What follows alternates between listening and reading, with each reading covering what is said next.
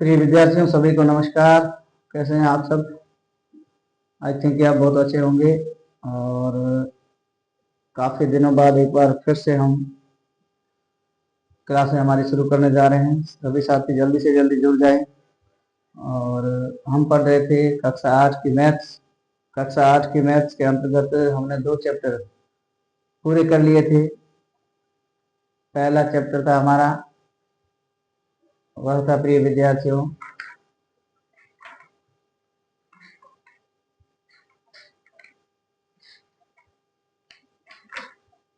परिमेय संख्याएं। और परिमेय संख्याओं के अंतर्गत बहुत सारी चीजें हमने पढ़ी। उसमें से किसी भी विद्यार्थी को कोई डाउट हो तो आप सादर आमंत्रित है कमेंट बॉक्स में। और नहीं है तो फिर दूसरा जो हमारा टॉपिक था एक चर वाले रैखिक समीकरण, ठीक है ना। एक चर वाले रैखिक समीकरण के अंतर्गत प्रिय विद्यार्थियों हमने ओल्ड संस्करण के हिसाब से पढ़ा था। तो ऐसा तो है नहीं कि कोई टॉपिक छूट गया है, हमने जो पढ़ा है उसमें एक्स्ट्रा ही पढ़ा है, ठीक है ना। वो आपके कंपटीशन में भविष्य में काम आएगा। और अब हमारे पास नया संस्करण भी उपलब्ध है और 2023 वाला।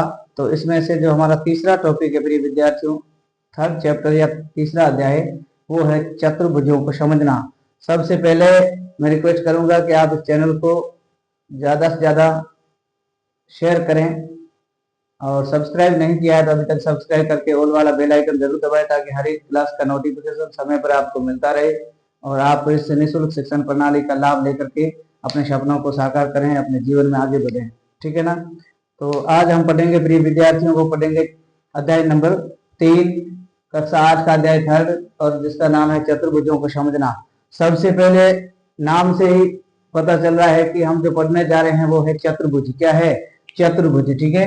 अब चतुर्भुज के बारे में प्रिय विद्यार्थियों पिछली कक्षाओं में आपने कुछ न कुछ तो पढ़ा ही होगा, लेकिन इस चैप्टर के अंतर्गत आज से हम कुछ चीजें नई पढ़ेंगे जो आज तक आपने नहीं पढ़ी है, ठीक है ना।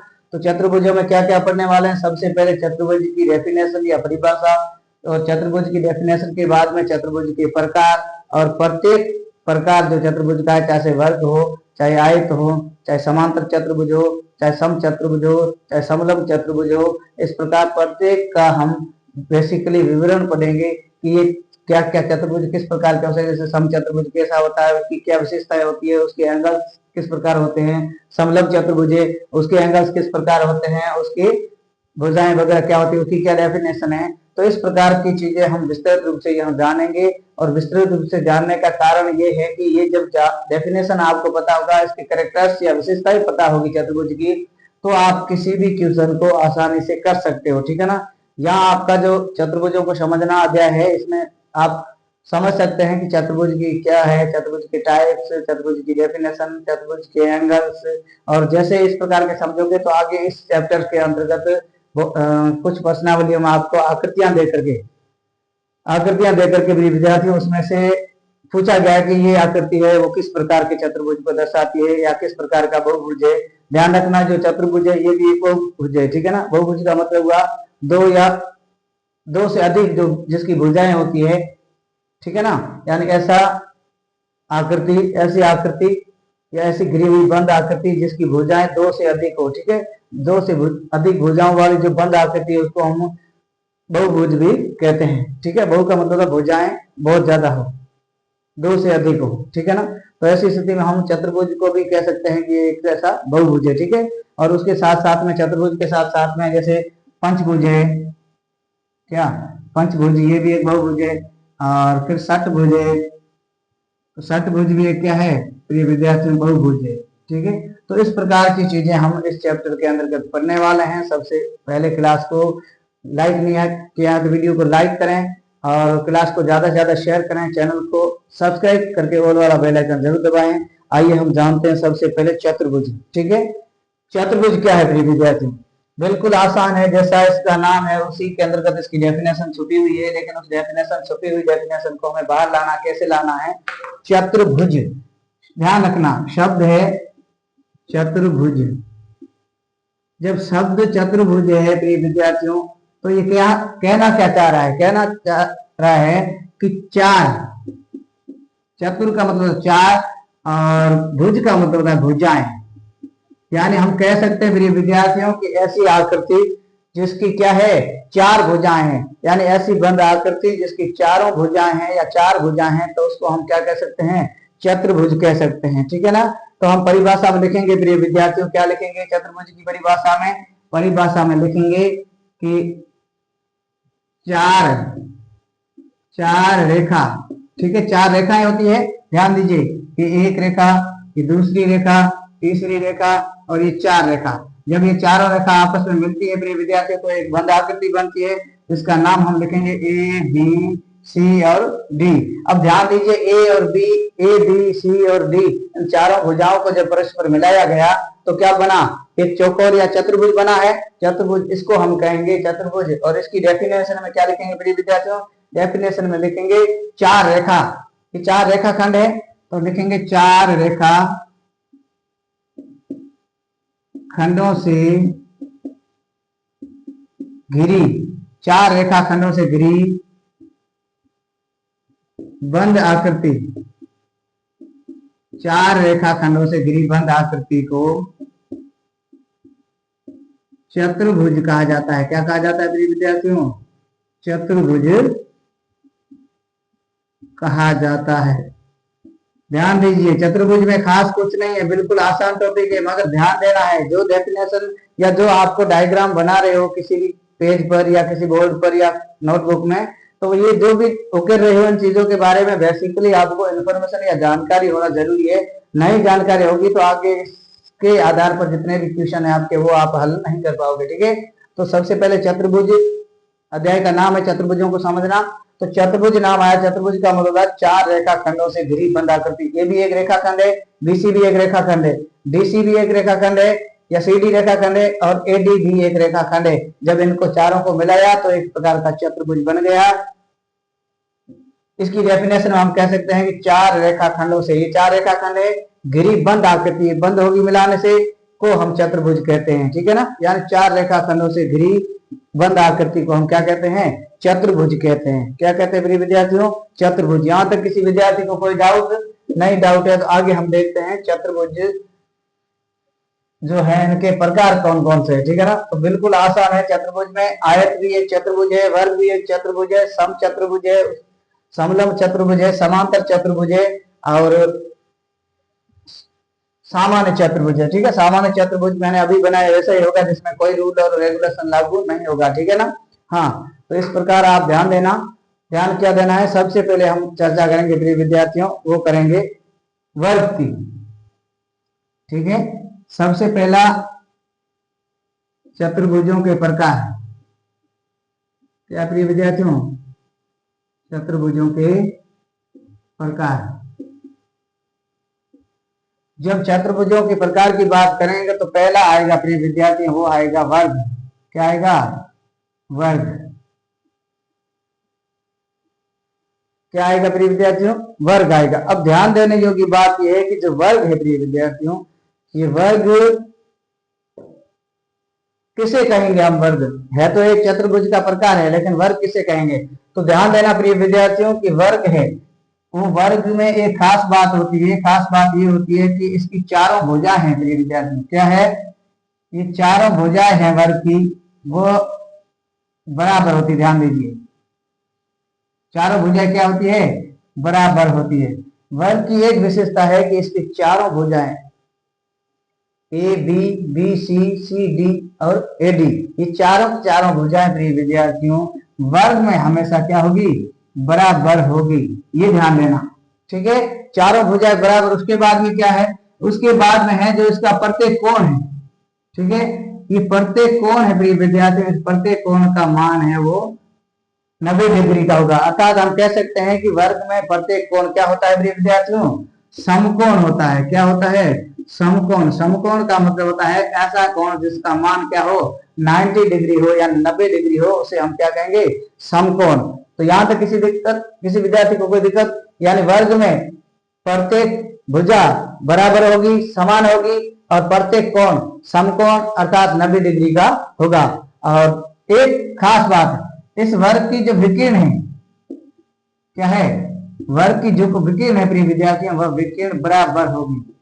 विकिरण की नाप वर्ग में कभी भी असमान नहीं होगी, क्या होगी, बराबर या समान होगी। इधर से खींचोगे, इधर से खींचोगे, दोनों विकर्ण लंबाई में बराबर होगी हमेशा। क्यों? क्योंकि ये एक वर्ग है। वर्ग में चारों भुजाएं समान होती है, चारों एंगल्स कौन बराबर होते हैं, और इसकी जो विकर्ण है वो भी क्या होती है, लंबाई में बराबर होती है। ठीक है, और उसके साथ साथ में एक दूसरे को, प्रिय विद्यार्थी, विकर्ण है क्या करती है, विकर्ण एक दूसरे को समकोण पर प्रतिच्छेदित करती, ध्यान रखना, समकोण पर प्रतिच्छेदित करती है, ध्यान रखना।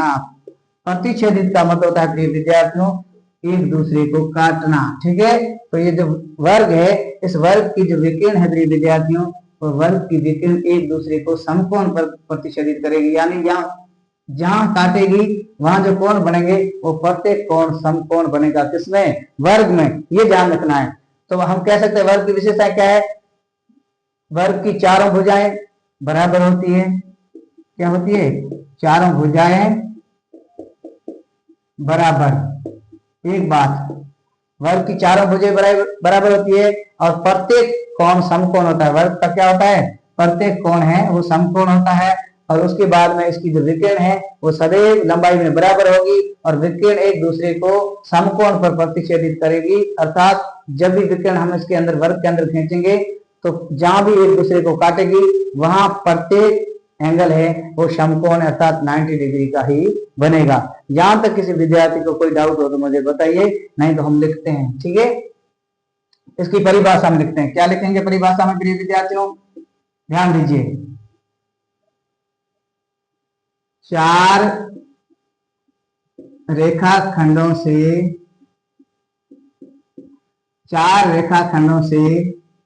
घिरी वह बंद आकृति, जो हमने अभी पढ़ा, अभी समझा, वो सारा सारा लिखेंगे इसे डेफिनेशन के तौर पर। ठीक है, चार रेखाखंडों से घिरी वह बंद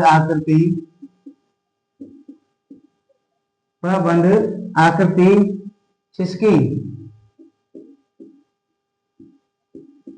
जिसकी प्रत्येक भुजा बराबर, या इसको आप ऐसे लिख सकते हैं जिसकी चारों भुजाएं बराबर। ठीक है, जिसकी प्रत्येक भुजा बराबर तथा प्रत्येक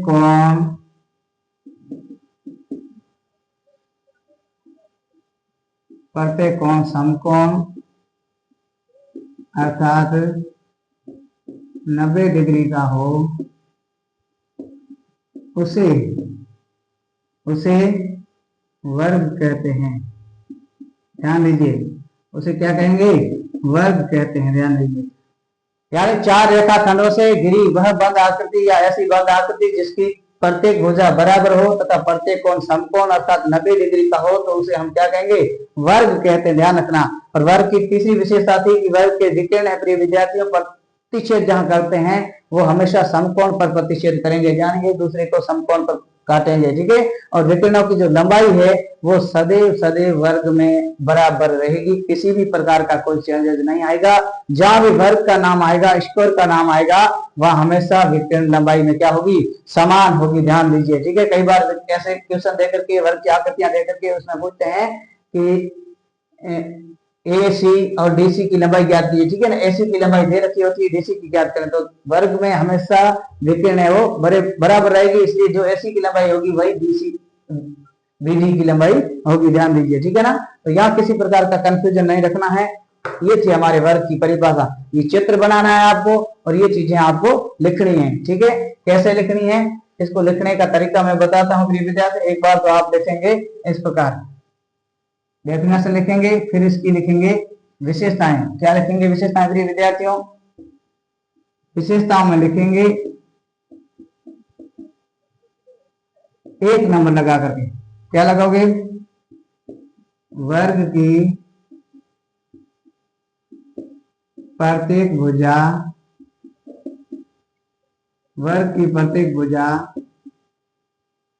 बराबर होती है। ठीक है, एक विशेषता। दूसरी विशेषता इस प्रकार आप क्रम लगा करके लिखेंगे, वर्ग में प्रत्येक कोण समकोण, कोष्टक में लिखोगे 90 डिग्री होता है, यानी वर्ग का जो प्रत्येक कोण है वो भी समकोण अर्थात 90 डिग्री का होगा। तीसरा पॉइंट लगा करके इसकी कैरेक्टर या विशेषता में लिखोगे, क्या लिखोगे, वर्ग की विकिरण, वर्ग की विकिरण लंबाई में सदैव समान होती है। क्या होती है, समान होती है या बराबर होती है, कोष्टक में बराबर भी लिख देना, ठीक है। हाँ, जहां भी वर्ग नाम आएगा वर्ग की प्रत्येक भुजा है वो बराबर होगी, अर्थात प्रत्येक भुजा बराबर होगी, प्रत्येक कोण समकोण अर्थात 90 डिग्री का होगा, और वर्ग की जो विकिरण है वो लंबाई में सदैव क्या रहेगी, समान रहेगी, ठीक है। और चौथा पॉइंट लिखोगे, इसका क्या लिखोगे, वर्ग की विकिरण सदैव एक दूसरे को समकोण, कोष्टक में लिखोगे 90 डिग्री पर प्रतिच्छेद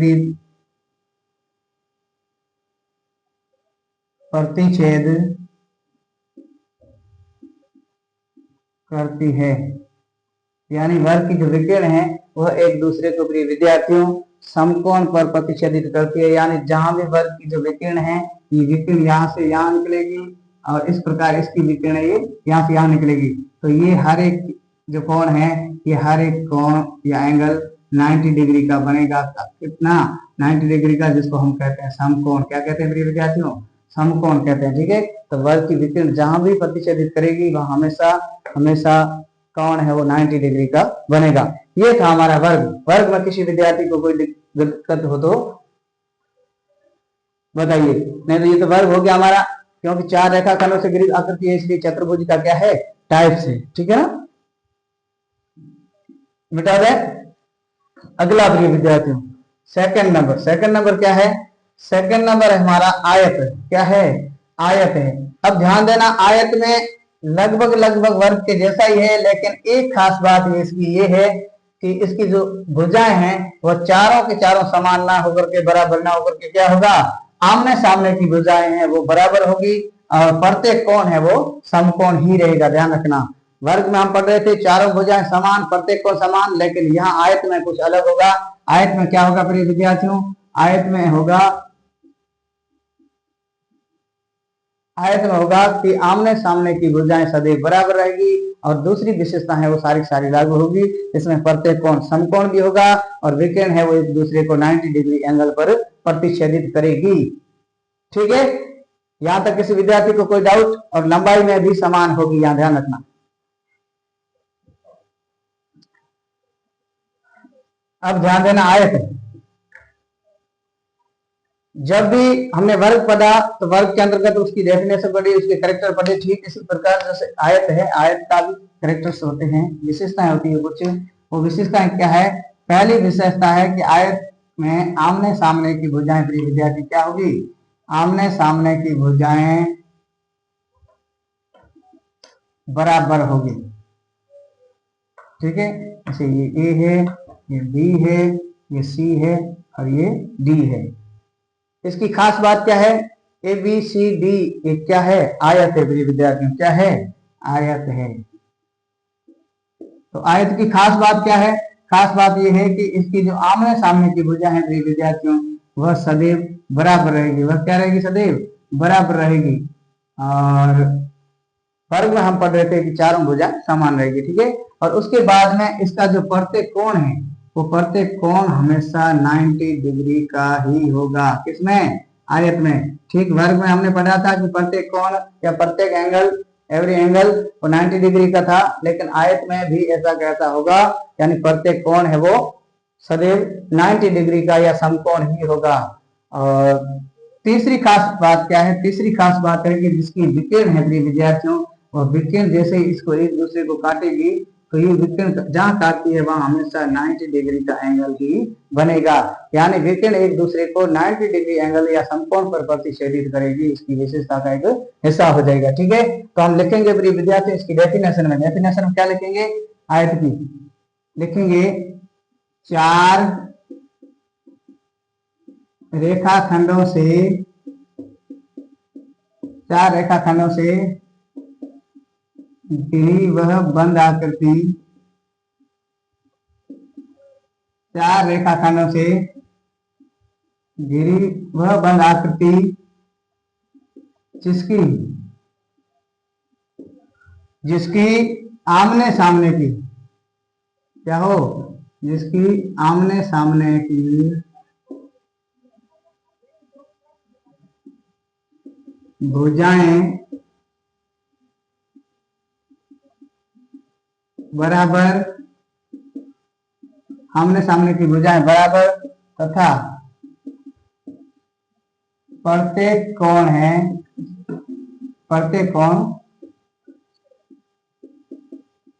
समकोण, कोष्टक में लिखना 90 डिग्री, ठीक है, हो तो उसे क्या कहेंगे प्रिय विद्यार्थियों, उसे हम आयत कहेंगे।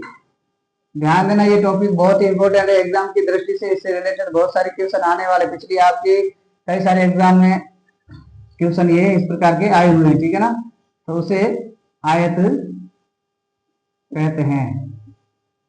ठीक है, ज्यादातर कुछ नई चीजें नहीं है, एक ही बात नहीं है कि वर्ग में चारों भुजाएं बराबर थी, लेकिन आयत में चारों भुजाएं बराबर ना होकर के आमने सामने की जो भुजाएं हैं वह क्या है, बराबर है, बाकी सारा सेम है। ठीक है, तो हम कहेंगे चार रेखाखंडों से घिरी वह बंद आकृति, चार रेखाखंडों से घिरी वह बंद आकृति जिसकी प्रत्येक भुजा क्या हो, आमने सामने की भुजा क्या हो, बराबर हो तथा प्रत्येक कोण समकोण अर्थात 90 डिग्री का हो, और इसकी जो विशेषता है खास वह है कि इसकी जो विकर्ण है वह एक दूसरे को प्रिय विद्यार्थियों समकोण पर प्रतिच्छेदित करती है। ये था हमारे इस आयत का हिस्सा। ठीक है ना, तो आयत के कैरेक्टर्स हमने जैसे वर्ग के लिखे थे वैसे ही लिखेंगे, विशेषताओं में लिखेंगे, क्या लिखेंगे, ये सारी विशेषताएं आपको याद रखनी है, याद नहीं रखोगे तो आगे चैप्टर में फंस जाओगे क्वेश्चन जब हल करोगे तब। ठीक है, पहला लिखोगे आप ऐसा नंबर क्रम लगा करके कि आयत में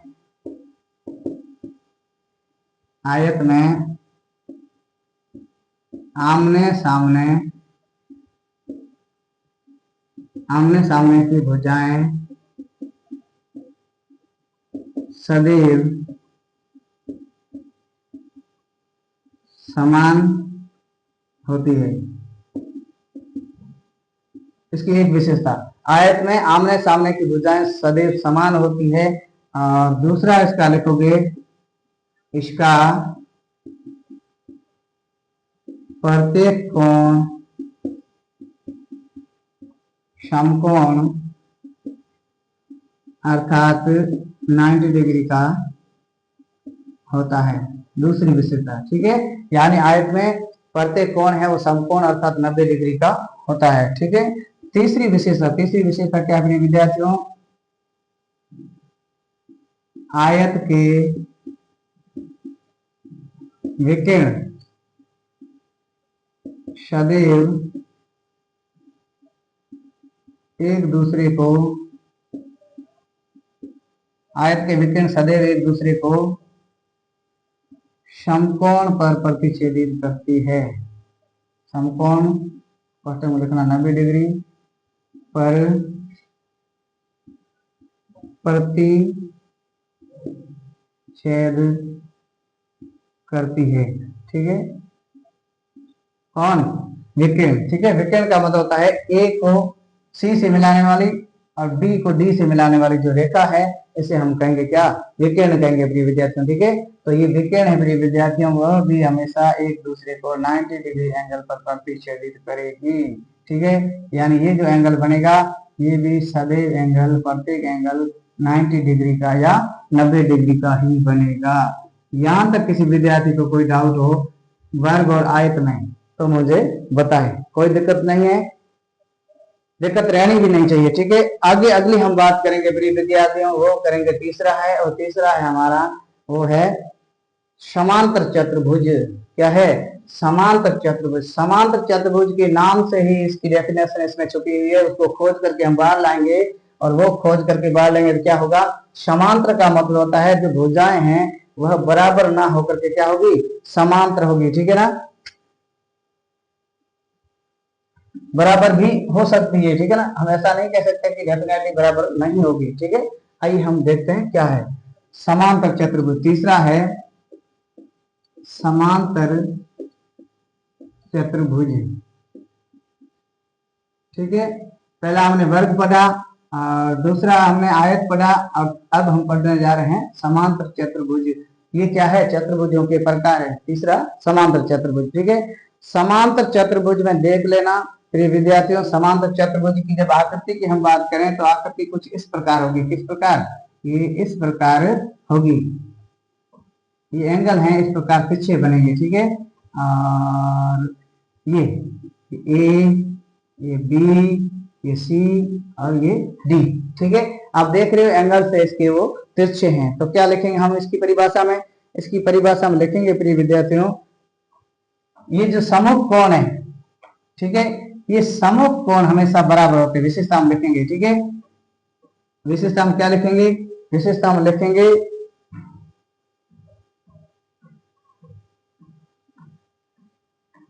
ये जो भुजाएं हैं सम्मुख भुजाएं, ये सम्मुख भुजाएं सदैव समांतर में बराबर होगी। तो लिखेंगे हम सम्मुख भुजाएं सदैव, सम्मुख भुजाएं सदैव समांतर व बराबर होगी।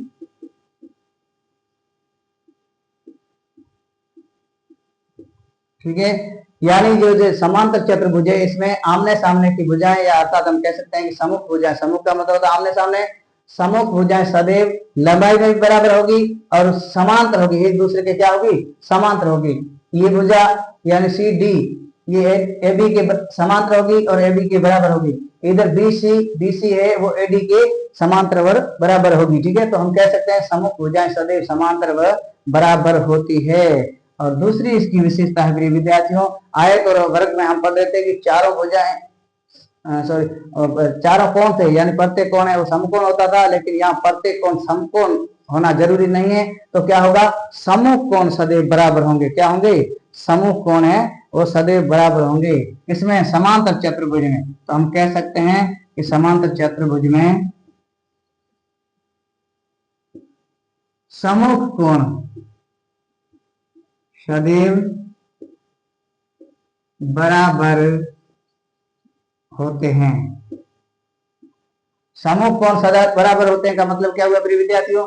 मतलब ये हुआ कि कोण ए और कोण सी ये हमेशा बराबर होंगे। जैसे ए का मान 20 हुआ तो इसका मान भी 20 होगा। ठीक है, तो ए का मान जैसे 60 हुआ तो इसका मान भी 60 होगा। यानी कहने का मतलब हुआ समूह कोण सदैव क्या होंगे? बराबर होंगे। किसमें? समांतर चतुर्भुज के अंतर्गत होंगे। यहां तक किसी विद्यार्थी को कोई डाउट? और आसन कोण, आसन कोण का मतलब होता है किसी एक भुजा पर बने जो कोण है, ये कोण और ये कोण। ठीक है, इधर भुजा है ये, इधर भुजा है ये। ठीक है, तो ये जो कोण प्रिय विद्यार्थी आप देख रहे हो, जैसे दोबारा इसको समझो, ये एक भुजा है, इस भुजा पर बनने वाले जो ये जो कोण है, ये इन कोणों को हम कहते हैं आसन कोण। क्या कहते हैं? आसन कोण। और ये आसन कोण सदैव समांतर चतुर्भुज में क्या होंगे? समांतर चतुर्भुज में इन आसन कोणों का योग है वह प्रिय विद्यार्थी क्या होगा? 180 डिग्री होगा। ध्यान रखना, चतुर्भुज जहां भी आएगा चतुर्भुज के चारों अंतर कोणों का योग है वो हमेशा 360 डिग्री होगा। क्या होगा? चतुर्भुज जहां भी शब्द आएगा तो इस चतुर्भुज में जो चारों कोण होंगे, ठीक है, वो चारों कोणों का मान है प्रिय विद्यार्थी वो कितना होगा? 360 डिग्री होगा। और फिर ये कह रहा है जो समांतर चतुर्भुज है, समांतर चतुर्भुज में जो सम्मुख कोण है, ये सम्मुख कोण समूह कोणों का जो योग है प्रिय विद्यार्थियों वह सदैव 180 डिग्री होगा। ठीक है, हमने एक चीज पढ़ी थी कि समूह कोणों का मान बराबर बराबर नहीं, समांतर चतुर्भुज में समूह कोणों का योग 180 डिग्री होगा। मान लिया कि ये कोण 60 डिग्री है तो ये वाला कोण 120 डिग्री होगा। ठीक है, ये कोण माना कि ये कोण का मान 70 डिग्री है तो ये कोण का मान होगा अपने विद्यार्थियों वह 180 में से 70 निकालोगे तो 110 डिग्री का होगा। यानी समांतर चतुर्भुज जहां भी होगा वहां सम्मुख कोणों का योग है वह सदैव 180 डिग्री का होगा। ठीक है ना।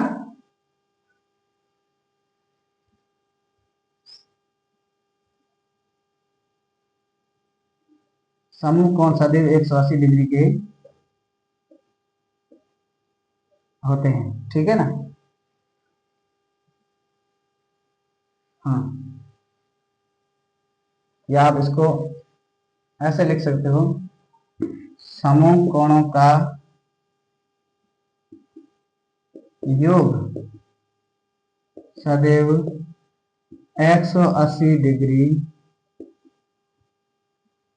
होता है। किसमें? समांतर चतुर्भुज में। ठीक है, यहां तक किसी विद्यार्थी को कोई डाउट? यानी हम कह सकते हैं कि समूह भुजाएं सदैव समांतर व बराबर होगी, समूह कोणों का योग सदैव 180 डिग्री का होगा। यहां तक किसी विद्यार्थी को कोई डाउट?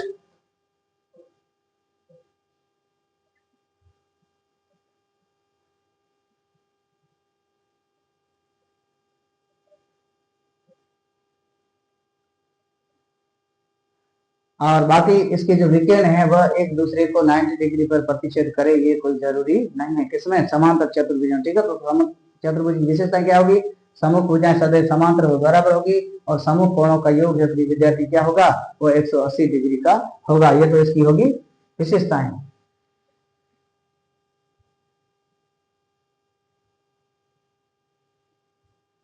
तो हम लिखेंगे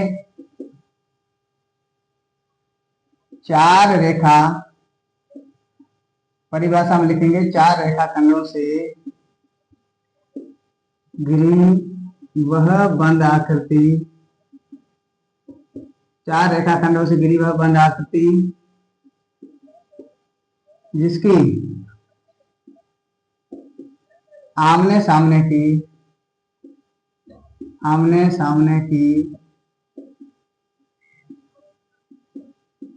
भुजाएं समांतर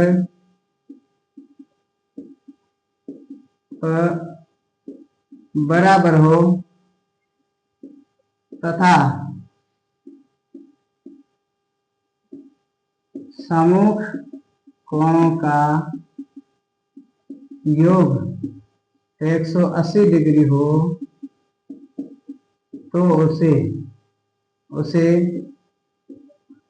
समांतर चतुर्भुज कहा जाता है। उसे क्या कहा जाता है? समांतर चतुर्भुज कहा जाता है। विशेषता मैंने पहले लिखवा दी, वो विशेषताएं लिख देना। उसे समांतर चतुर्भुज कहते हैं या कहा जाता है, एक ही बात है। ठीक है ना। यानी चार रेखा खंडों से घिरी वह बंद आकृति जिसकी आमने सामने की भुजाएं समांतर व बराबर तथा सम्मुख कोणों का योग है वो 180 डिग्री का हो तो उसे हम समांतर चतुर्भुज कहते हैं। यहां तक किसी विद्यार्थी को कोई डाउट हो तो?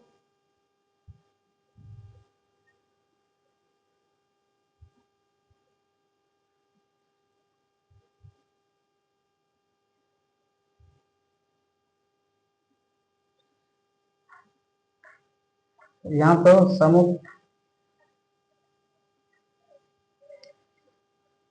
समूह कोण है वो सदैव बराबर होंगे। ठीक है, समूह कोण बराबर होते हैं। और दूसरा लिखेंगे आसन कोणों का योग, आसन कोणों का योग 180 डिग्री होता है। ठीक है, हाँ, समूह कोण है वो प्रिय विद्यार्थी सदैव क्या होंगे? बराबर होंगे। ठीक है, और आसन कोणों का योग है प्रिय विद्यार्थी, ये वाला आसन कोण है इनका मान है वह 180 डिग्री होगा, इनका योग। ठीक है, ये समांतर चतुर्भुज की परिभाषा में, यानी चार रेखा खंडों से घिरी वह बंद आकृति जिसके आमने सामने की भुजाएं समांतर तथा बराबर हो तथा समूह कोण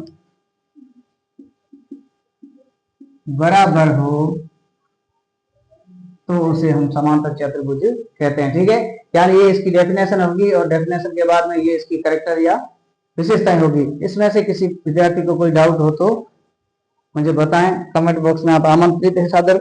नहीं डाउट हो तो आप इससे पढ़ें और प्रयास वीडियो पूरा देखें शुरू से अंत तक। अच्छा लगे तो वीडियो को लाइक और शेयर जरूर करें ताकि हर एक विद्यार्थी तक ये आसानी से पहुंच सके। और ये निःशुल्क शिक्षण प्रणाली जिसमें हर एक चैप्टर का हर एक क्वेश्चन आपको बोर्ड पर सोल्व करवाया जाएगा।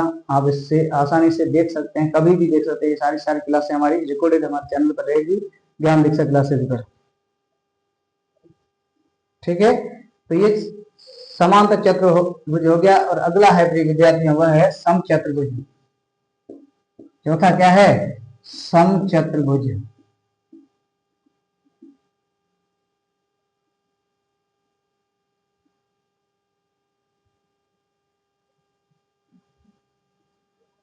समचतुर्भुज, ठीक है।